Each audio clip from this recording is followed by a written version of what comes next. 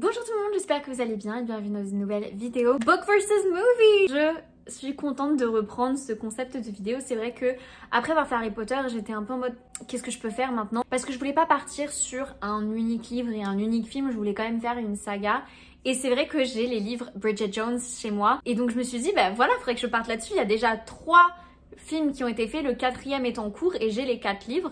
Donc je me suis dit, mais trop bonne idée, partons là-dessus. Surtout qu'en plus Bridget Jones, c'est vraiment un de mes films préférés et j'adore les livres. Ça m'a beaucoup inspirée pour moi-même écrire. Mais bref, c'est pas le sujet de la vidéo. Allez, c'est parti, on compare le livre et le film. Donc déjà, petite info, la manière dont le livre est écrit, en fait, c'est chaque mois est un nouveau chapitre et chaque mois, des fois même chaque jour, elle va noter son poids et son évolution, son poids et le nombre de calories qu'elle a, ainsi que le nombre de boissons d'alcool qu'elle a bu et de cigarettes qu'elle a fumées.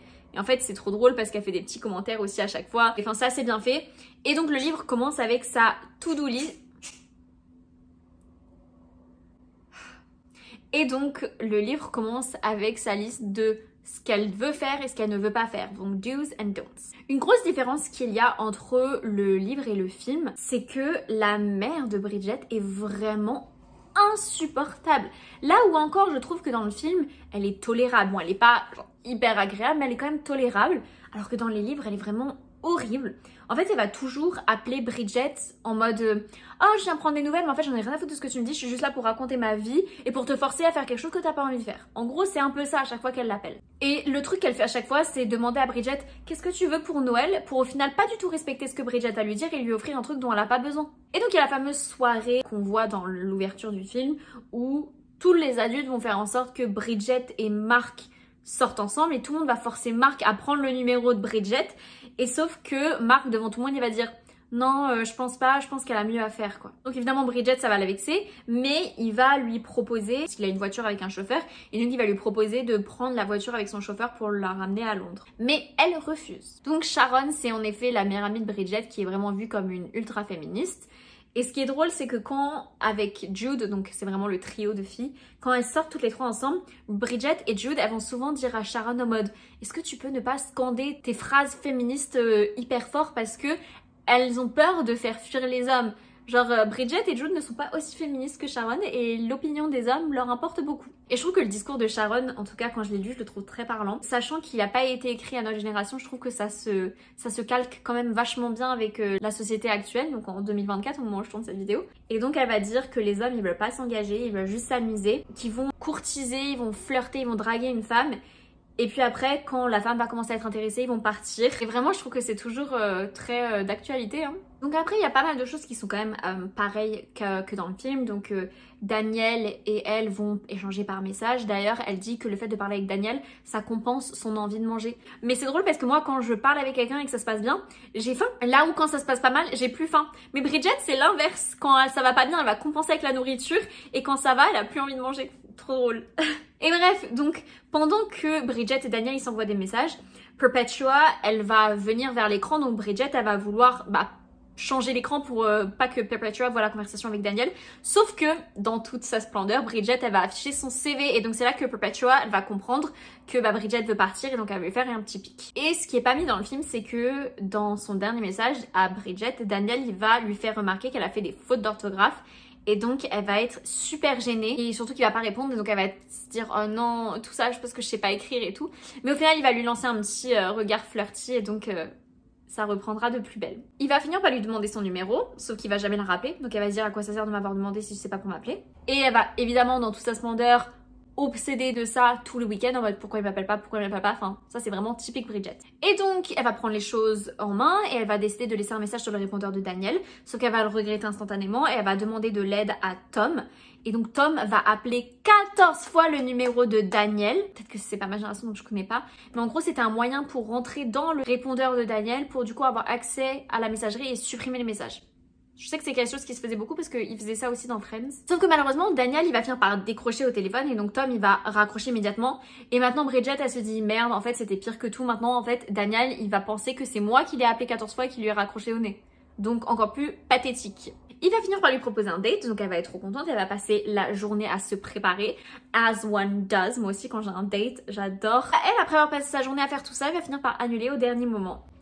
As men do. Et donc suite à ce date qu'il a annulé, il va plus du tout lui donner de nouvelles. Et puis un jour, comme une fleur, il va venir s'asseoir sur son bureau à Bridget pour essayer de la draguer un peu et pour lui demander si elle est libre vendredi soir. Ils vont finir par aller au restaurant ensemble. Elle fait signe d'appeler un taxi pour rentrer chez elle, mais lui va dire non, viens, on rentre chez moi. Et il était en train un peu de la déshabiller, de la caresser, de la chauffer et il va lui dire qu'il veut rien de sérieux et du coup la Bridget elle va se révolter et donc elle se lève et elle part en disant qu'il est irrespectueux et qu'elle accepte pas ce genre de comportement. Good Bridget, proud of you girl. Et au final même si elle sait qu'elle a bien fait de faire ça, de se respecter, de se mettre en avant ses valeurs et ses choix, bah elle est quand même triste une fois qu'elle rentre chez elle quoi. Elle va passer un week-end chez ses parents et c'est vraiment là où je me dis que la mère elle est vraiment horrible parce qu'elle a des discours racistes et homophobes. Horrible cette mère. Le père de Bridget il va lui parler et il va lui demander s'il trouve que sa mère a changé et qu'il la trouve bizarre. Et au final, plusieurs jours passent et Bridget, elle va les appeler pour leur demander s'ils veulent venir la voir à Londres pour la Saint-Valentin.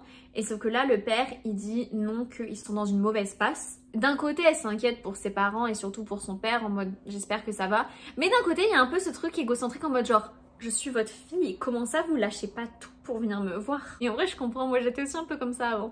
En mode je suis votre fille en fait, je suis votre chair, je suis votre sang, je suis votre enfant, je devrais être votre priorité. Ça c'est des trucs de drama queen. Bref, Bridget elle décide au travail de ne plus donner de l'attention à Daniel après comment il l'a traité, sauf que, comme vous vous en doutez, suffit qu'il lui fasse un petit sourire flirty et puis ça y est, ça repart de plus belle. Hein. Elle va quand même essayer de rappeler ses parents pour savoir si tout va bien, sauf qu'elle a pas de nouvelles donc elle va appeler son frère Jamie. Parce que oui, elle a un frère. Bon après je vous avoue que, à part dans ce livre là, on n'en parle plus du tout de Jamie, j'ai l'impression même que l'autrice elle a oublié que Bridget avait un frère dans les autres livres. Son frère, à Bridget, il va lui dire « Mais non, tu t'imagines des trucs, tout va bien. » Elle va recevoir un message sur son répondeur de la part de son père qui lui dit qu'il veut la voir absolument ce week-end. Et elle va aussi recevoir un message de sa mère qui lui dit qu'elle va venir la voir. Mais donc les deux séparément. Elle va appeler sa mère et sa mère va s'énerver. Ce qui n'est pas son genre. Genre sa mère ne s'énerve pas. Genre elle est insupportable mais elle ne s'énerve pas. Donc elle s'est dit c'est bizarre. Son père il va arriver au téléphone et il va se mettre à pleurer. Ce qui lui aussi ne lui ressemble pas. Et il va du coup pleurer. Il va dire qu'elle a changé et qu'elle veut déménager. Et qu'elle dit qu'elle mérite d'être payée pour tout ce qu'elle a sacrifié, tout ce qu'elle a fait pour lui. Et elle veut juste revivre. Et qu'en plus elle dit que le père ne sait même pas où se trouve son clitoris et qu'elle a jamais eu d'orgasme avec lui. Et j'étais genre oh my god, mais ne dites pas ça à votre enfant en fait. Mais ça on le voit quand même un peu dans le film qu'il y a une dispute et qu'après elle part. Le jour de la Saint-Valentin, Bridget elle va voir qu'il y a des fleurs dans l'entrée. Donc elle va se dire oh est-ce que c'est pour moi? Bon au final ça va être pour la voisine. Et le lendemain elle va voir qu'il y a une lettre qui a été déposée, donc c'est une lettre pour la Saint-Valentin, mais elle se dit bon bah c'est sûrement pas pour moi, c'est sûrement pour la voisine. Sauf que les jours passent et au final la lettre est toujours là. Et donc elle va descendre, elle va prendre la lettre, elle va frapper chez la voisine en mode je pense que c'est pour toi. Et elle disait, ah bah je pense que c'est... Moi je pensais que c'était pour toi. Et donc en effet c'était pour Bridget. Et c'est trop drôle parce qu'il y a vraiment cette scène où en fait la voisine et Bridget, les deux ensemble, elles sont en mode genre comme des petites chippies en ouvrant la lettre et en la lisant. Genre ça fait vraiment genre girly things, like girly moments, genre girl bonding. J'adore. Bref, donc la lettre était de Daniel. Elle va appeler Sharon et Tom pour leur demander leur avis. Et les deux vont lui dire de ne rien faire. Donc sa mère va en effet venir lui rendre visite à Londres. Elles vont aller boire un café ensemble. Et Bridget, elle va clairement lui demander est-ce que tu vois quelqu'un? Et sa mère, elle va lui dire non. Et pourtant, il y a un mec qui fait que la regarder. Et elle fait que regarder cet homme. Et du coup, elle coupe court à la conversation avec Bridget et elle parle avec cet homme. Genre, elle est clairement en train de lui mentir en face. Dans le premier et le deuxième livre, j'ai vraiment beaucoup de mal avec la mère. Elle va appeler son frère. Son frère va encore lui dire que c'est elle qui imagine des choses et il rigole. Genre lui, il est vraiment en mode, il prend rien au sérieux. Elle va à nouveau appeler sa mère. Et elle va encore une fois nier tout en disant que le garçon avec qui elle l'a vu c'est juste un ami. Ce qui est bien au moins c'est que tout ça, ça lui a fait oublier Daniel. Lui, vu qu'elle lui a pas donné d'attention, elle lui a pas donné l'heure, bah lui il est encore plus à fond parce qu'on sait comment il est Daniel. C'est genre fuis-moi je te suis, fuis-moi je te fuis. Hein. Ils vont se chauffer grave par message et donc ils vont finir par coucher ensemble. Mais rebelote après avoir couché ensemble, il n'y a plus de nouvelles de sa part. Vraiment Daniel, gros con. Genre je le déteste. Vraiment genre le fuck boy, genre 101. Bref, pour lui changer les idées, Sharon et Jude elles vont l'inviter à sortir, genre trop mignonne. C'est trop des bonnes amies.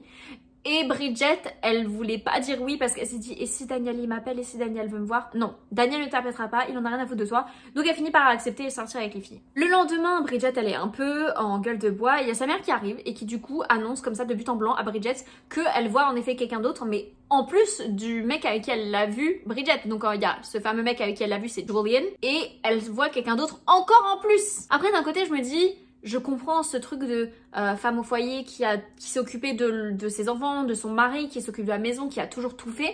En vrai, ça je comprends, et des fois cette envie de vouloir se revoir en tant que femme et de revivre et de reprofiter de la vie, ça y a pas de souci, je comprends, mais en fait c'est la manière dont elle le fait, la manière dont elle est piquante, tu vois. Et au final, en plus, quelques jours plus tard, elle va revenir chez Bridget en pleurant, en disant en fait, je suis malheureuse parce que moi ce que je veux c'est une carrière, je veux pas plein d'hommes à mes pieds, genre tout le monde me court après mais moi ce que je veux c'est une carrière. En parallèle de ça, il y a le père de Bridget qui l'appelle tous les soirs en pleurant. Donc au final, Bridget elle a suivi le conseil de ses amis et elle n'a pas recontacté Daniel, et donc il est revenu en rampant comme d'habitude. Il lui demande de venir avec lui à Prague, sauf que quasi immédiatement, genre quand il voit que Bridget elle commence à chauffer et qu'elle est toute contente, il va dire ah ben non, finalement je pourrais pas, et donc Bridget elle va s'énerver. Elle va lui dire d'arrêter ces putains de conneries, de la mener en bateau tout le temps et essayer de la manipuler en fait. Et ce même soir, elle va sortir avec ses amis et tout le monde va la féliciter en mode genre mais t'as trop bien réagi, t'as raison. Et elle va être trop fière d'elle, mais le soir elle va rentrer et elle va se mettre à pleurer chez elle. Parce que quand on est avec nos amis, on se sent bien, tu vois. Et c'est souvent le soir, la nuit, où genre la tristesse ressort. Est-ce que je parle en connaissance de cause?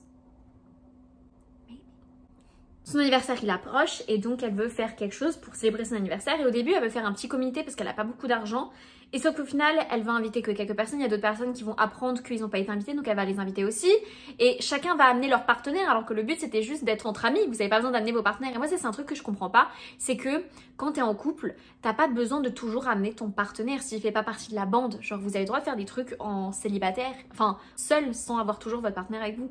Bref, donc au final ils se retrouvent à 16 et donc Bridget elle est complètement débordée.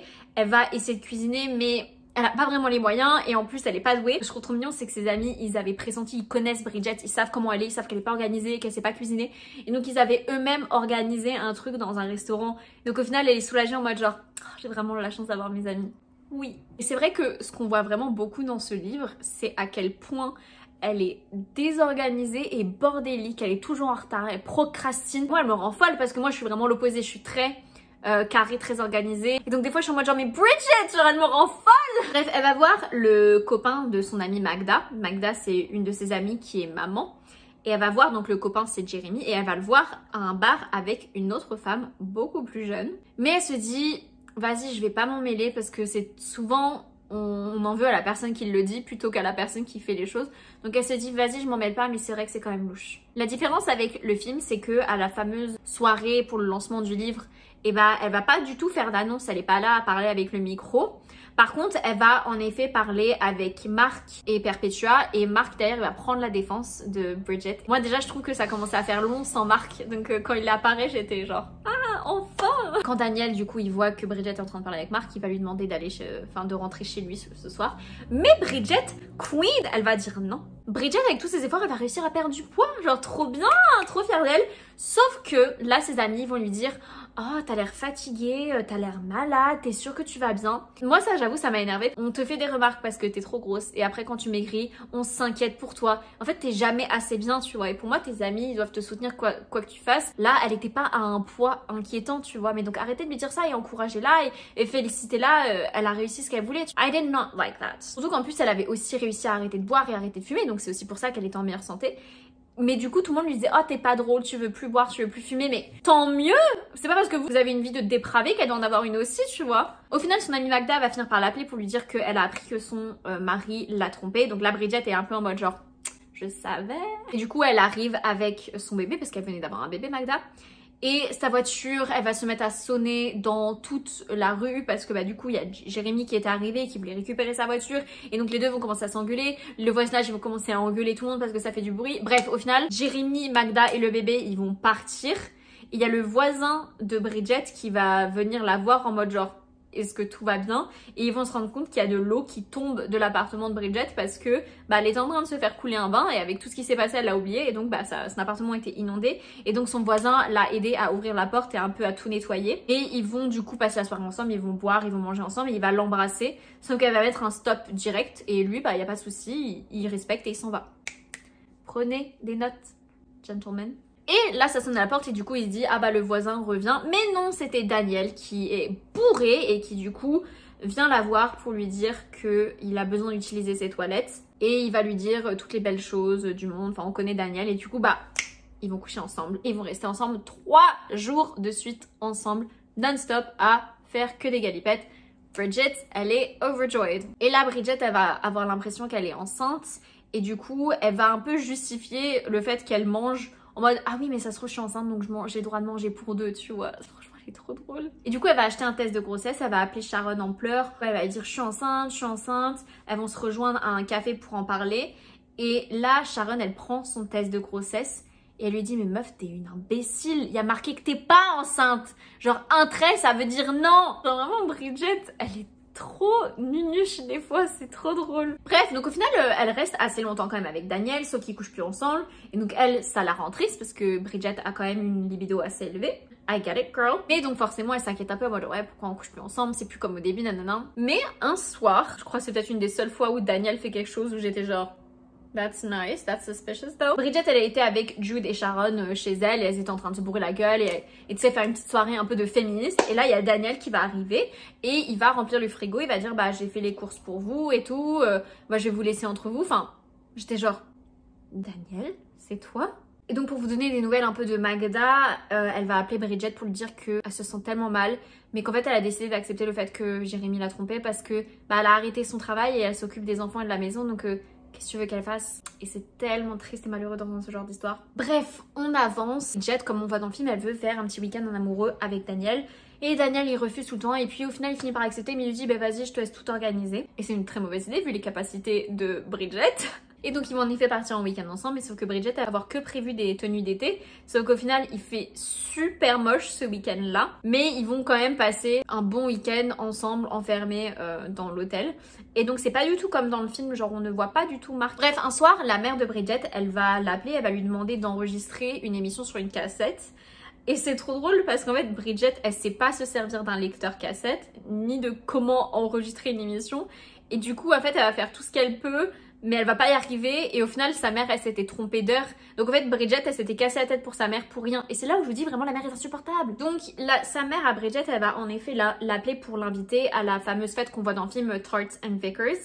Et sauf qu'à ce moment-là, Daniel il était présent donc il va prendre le téléphone et il va dire à la mère de Bridget il est beaucoup trop tôt pour appeler votre fille à cette heure-ci, donc vous allez la laisser tranquille, mais oui on viendra à la fête. Il était temps que quelqu'un dise à la mère de Bridget qu'elle était un peu trop overbearing, elle en demandait trop à sa fille et elle avait aucun respect pour son emploi du temps, pour son organisation, pour sa vie en fait. Et donc la différence avec le film c'est qu'en effet, bon quoi qu'il arrive Daniel il va pas à cette fameuse fête et Bridget en fait elle va pas parler son père, elle va pas le croiser, elle va le croiser en rentrant sur Londres dans sa voiture. Lui il va arriver dans sa voiture avec une autre femme, donc en fait ils vont pas pouvoir discuter, ils vont juste se voir et ça me fait vraiment penser au même de The Umbrella Academy. Si vous avez la ref, vraiment je vous adore. Bridget elle a quand même un pressentiment, vraiment le pressentiment des femmes et elle va se rendre chez Daniel. Il va lui demander de l'attendre au bar d'en face, mais elle va dire c'est bizarre parce qu'elle va au bar et le bar il est fermé, donc elle va quand même aller chez lui, elle va forcer la main pour rentrer.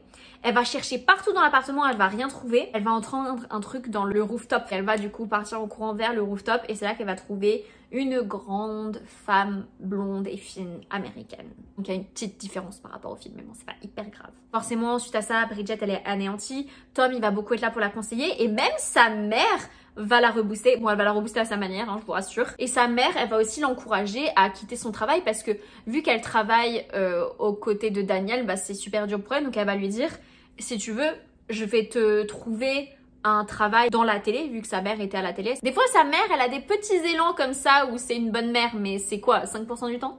Perpetua, Bridget, elles vont améliorer un peu leur relation et Perpetua elle va l'inviter à un festival à Édimbourg et Bridget elle va hésiter, elle va accepter, elle va refuser, elle va accepter, enfin on connaît Bridget, elle va finir par accepter de rejoindre Perpetua à ce fameux festival et sauf que vraiment vu qu'elle est désorganisée, elle va réussir à voir aucun concert, elle va galérer à retrouver ses amis et elle va même croiser sa mère.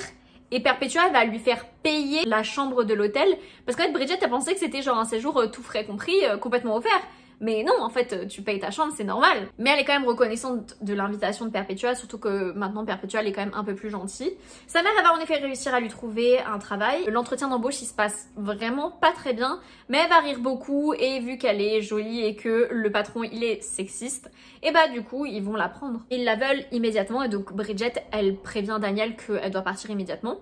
Et Daniel, il lui dit « Ouais, mais ça m'arrange pas, t'as pas le droit de me lâcher comme ça, sans prévenir, il me faut au moins 1 mois, 2 mois d'attente pour trouver quelqu'un. » Et là, il y a Perpetua qui arrive en mode genre « Pardon mec, mais vu comment tu l'as traité, je pense que c'est la moindre des choses de la laisser partir en fait. » Et j'étais genre « Merci Perpetua, on adore la sororité. » Donc à son nouveau travail, Bridget, elle est entourée de jeunes. Et son patron il est vraiment bipolaire, des fois il va l'adorer, des fois il va complètement se moquer d'elle et en plus il est ultra sexiste. Alors que je trouve que dans le film, son patron il est assez cool, enfin il est beaucoup plus blairable que dans le livre en tout cas. Vraiment dans le livre, genre c'est un gros connard. Bridget elle va se faire inviter à la fête pour célébrer, je sais pas les combien d'années de mariage des parents de Mark. Au début elle veut pas y aller mais son père il lui demande de venir parce qu'il veut pas se retrouver tout seul et voir sa mère avec le fameux Julian. Il va avoir besoin de soutien, du coup Bridget elle finit par accepter. Elle va remercier Mark de l'avoir invité, sauf que Mark il va dire non c'est pas moi, c'est ma mère qui t'a invité.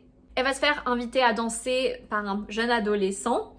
Et l'adolescent va se retrouver avec une érection parce que genre c'est un petit jeune et qu'il n'arrive pas à se contrôler. Et du coup Mark il va venir la sauver, il va venir récupérer Bridget et il va lui proposer comme ça de but en blanc d'aller au restaurant ensemble. Et du coup Bridget elle est étonnée, elle lui demande est-ce qu'on t'a forcé à me demander? Mais en gros il va lui expliquer que il l'aime bien Bridget, sincèrement il l'aime bien, c'est juste qu'en fait on l'a toujours rabâché depuis qu'ils sont jeunes en mode invite Bridget, demande le numéro de Bridget, sors avec Bridget, qu'en fait ça l'a saoulé et qu'il avait l'impression que on l'a forcé elle aussi, du coup il osait pas, mais il lui dit moi je te trouve trop drôle, je te trouve unique et je t'aime bien. C'est trop mignon. Si vous aviez pas compris, moi j'ai clairement une préférence pour Mark. Je ferai un poll pour savoir qui préfère Mark et qui préfère Daniel. Ceux qui préfèrent Daniel, vous avez intérêt à me commenter et me justifier votre choix. Et donc le jour du fameux date avec Mark, comme d'habitude Bridget est en retard à se préparer vu qu'elle ne sait pas s'organiser. Elle va sécher ses cheveux et après du coup quand elle a fini elle attend Mark, ce qui n'arrive jamais. Et au final elle va le croiser quelques jours plus tard, le jour d'un procès comme dans le film. Et elle va lui demander pourquoi il lui a posé un lapin.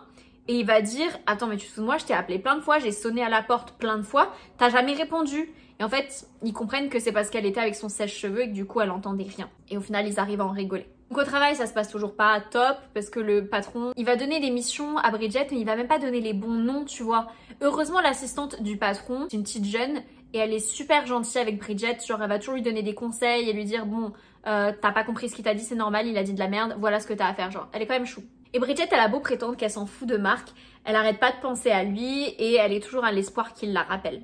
Un petit fact, enfin quelque chose qui est un peu redondant, on en parlera dans la deuxième vidéo sur le deuxième livre, mais ce qu'il faut savoir c'est que Bridget c'est une grande fan du film Pride and Prejudice et ce que je trouve fou c'est que bah du coup elle est fan de Mr. Darcy et Mr. Darcy il est dans le film Pride and Prejudice, il est joué par Colin Firth et on sait que c'est Colin Firth qui joue le rôle de Mark dans l'adaptation en film. Je pense qu'ils se sont vraiment battus pour avoir Colin Firth sachant que c'était vraiment Mr. Darcy, Mark Darcy, c'était l'inspiration directe. Bridget, elle est fan de Colin Firth dans le livre. Donc je pense qu'ils se sont dit, il nous faut Colin Firth pour le rôle de Mark, c'est obligé quoi. Mais donc j'aime beaucoup un peu ce petit clin d'œil. On apprend que Tom, il va participer à un concours de beauté, sauf qu'en fait il se sent pas du tout en confiance et en plus il perd. Et les filles, elles vont plus avoir de nouvelles de lui pendant plusieurs jours. Et elles vont l'appeler plusieurs fois, elles vont même appeler la police parce que personne n'a de nouvelles de lui. Et donc forcément elles commencent à s'inquiéter, elles se disent non me dis pas qu'il a fait quelque chose qu'il fallait pas. Et donc elles vont arriver chez lui en mode mec est-ce que tu vas bien, est-ce que t'es là? Et en fait il s'avère qu'il était juste enfermé chez lui parce qu'il a fait une rhinoplastie et il voulait pas que les gens le sachent. Drama queen as well. Et ce que je trouve trop drôle c'est que pendant tout ce moment là Bridget elle était, en fait elle se disait intérieurement putain j'ai l'impression d'être dans un film dramatique, évidemment j'ai pas envie de retrouver Tom mort chez lui, mais t'imagines, genre ça fait très genre, elle se croyait vraiment dans un film genre main character energy, genre je l'adore, elle est vraiment trop drôle. Un jour elle était au travail et sa mère va l'appeler en mode j'ai besoin de 200 € maintenant, je suis en bas de ton travail, viens me les donner tout de suite. Et elle trouve ça louche, mais bon, elle se dit, bah c'est ma mère, je vais quand même aller l'aider. Donc elle va retirer de l'argent et elle va les donner à sa mère. Et sa mère, elle est genre avec un chapeau et des lunettes en mode très mystérieuse. Elle va demander à sa mère, genre, t'es sûre que tout va bien? Et elle va dire, oui, oui, c'est bon, elle prend l'argent et elle se casse. Et là, du coup, il y a son père qui va l'appeler à Bridget et qui va lui dire que sa mère, elle est recherchée par la police avec le fameux Julian. Ils ont volé de l'argent à plusieurs personnes, dont les parents de Mark d'ailleurs. Elle a hypothéqué la maison pour avoir de l'argent. Son père, il est sur le point de se faire virer en fait de chez lui. Mark, quand il va apprendre ça, parce que bah, ça concerne aussi ses parents, il va être déboussolé, mais il va garder son calme, il va surtout être très pro, comme à son habitude. Il va emmener Bridget voir son père, il va prendre les choses en main. Ça, du coup, Bridget, elle adore quand il est très, autoritaire et professionnel. Ensuite, Bridget, elle va pas avoir de nouvelles de Mark pendant un moment. Et on va apprendre qu'en fait, il était parti au Portugal pour retrouver sa mère et Julian. Et on comprend pas trop comment ça s'est fait, mais en gros, il y a un deal qui a été fait entre la mère et la police, ce qui fait qu'elle a pu sortir de prison. Et elle, dans toute sa splendeur, elle va agir comme si de rien n'était, comme si tout était normal. Elle va retourner vers le père, comme si de rien n'était. Moi, j'étais genre, mais vraiment, elle est insupportable, celle-là, elle ne s'excuse pas, elle ne se remet pas en question. Elle m'énerve trop la mère. Bref, les semaines passent et Bridget, elle a pas de nouvelles de ses amis, mais elle sait qu'ils sont tous en train de se faire inviter à des soirées respectives et du coup, elle est en mode, bah, je comprends pas pourquoi moi, je suis pas invitée. Et en fait, il s'avère que son fameux voisin, à Bridget, il avait mis toutes ses lettres sous son paillasson pour pas la déranger. Et donc, en fait, c'est là où elle trouve toutes les lettres d'invitation pour des soirées. Elle se dit, ah si, finalement, les gens m'aiment et veulent me voir. Et dans toute sa splendeur, elle va procrastiner le fait d'écrire des cartes de vœux, des cartes de Noël aux gens. Par contre, elle va en recevoir beaucoup. Et elle va être genre trop contente en mode, ah j'adore recevoir des cartes. Bah oui, mais meuf, par contre, c'est donnant-donnant. Hein. C'est vrai que des fois, elle peut être un peu égoïste, Bridget. Mais c'est drôle parce que j'ai eu cette conversation récemment avec quelqu'un. Et en fait, on l'est tous un peu, on est tous le main character de notre vie en fait. On a tendance un peu à ramener les choses à nous.